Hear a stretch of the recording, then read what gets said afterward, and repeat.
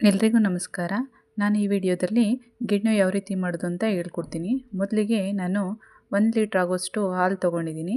ಅದಕ್ಕೆ 1 ಲೋಟದಷ್ಟು ಗೆಣ್ಣು ಹಾಲು ಹಾಕಿದ್ದೀನಿ. ಹಾಗೆಯೇ ಒಂದು 4 ರಿಂದ 5 ಅಚ್ಚಷ್ಟು ಬೆಲ್ಲ ತಗೊಂಡು ಅದನ್ನು ಚೆನ್ನಾಗಿ ಪುಡಿ ಮಾಡಿಕೊಂಡು ಮುಂಚೆ ತೊಗೊಂಡಿರುವಂತಹ ಹಾಲಿಗೆ ಸೇರಿಸಿ ಅದನ್ನು ಚೆನ್ನಾಗಿ ಮಿಕ್ಸ್ ಮಾಡ್ತೀನಿ. ಬೆಲ್ಲ ನೀಟಾಗಿ ಹಾಲಲ್ಲಿ ಕರಗಬೇಕು. ಕರಗಿದ ನಂತರ ಅದನ್ನು ಒಂದು ಜಾಲರಿ ತಗೊಂಡು ಇನ್ನೊಂದು ಪಾತ್ರೆಗೆ ಅದನ್ನು ಸೋಸ್ಕೋತೀನಿ. ಹಾಲೆಲ್ಲ ಸೋಸ್ಕೊಂಡ್ಮೇಲೆ ಒಂದು 2 ರಿಂದ 3 ಏಲಕ್ಕಿನೂ ಸಹ ಅದಕ್ಕೆ ಮಿಕ್ಸ್ ಮಾಡಿಕೊಂಡ್ರೆ ಟೇಸ್ಟು ತುಂಬ ಚೆನ್ನಾಗಿರುತ್ತೆ. ಅದನ್ನು ಸಹ ಒಂದು ರೌಂಡು ಮಿಕ್ಸ್ ಮಾಡ್ಕೋಬೇಕು. ನಂತರ ಒಂದು ಕುಕ್ಕರ್ ತೊಗೊಂಡು ಅದಕ್ಕೆ ಕೆಳಗೆ ಸ್ವಲ್ಪ ನೀರು ಹಾಕಿ ಅದರ ಮೇಲೆ ಒಂದು ಪ್ಲೇಟ್ ಇಟ್ಟು ಮಿಕ್ಸ್ ಮಾಡಿರುವಂತಹ ಹಾಲನ್ನು ಸಹ ಆ ಕುಕ್ಕರ್ ಒಳಗಡೆ ಇಟ್ಟು ಒಂದು ವಿಷಲ್ ಕೂಗಿಸ್ಕೊಳ್ಳಿ.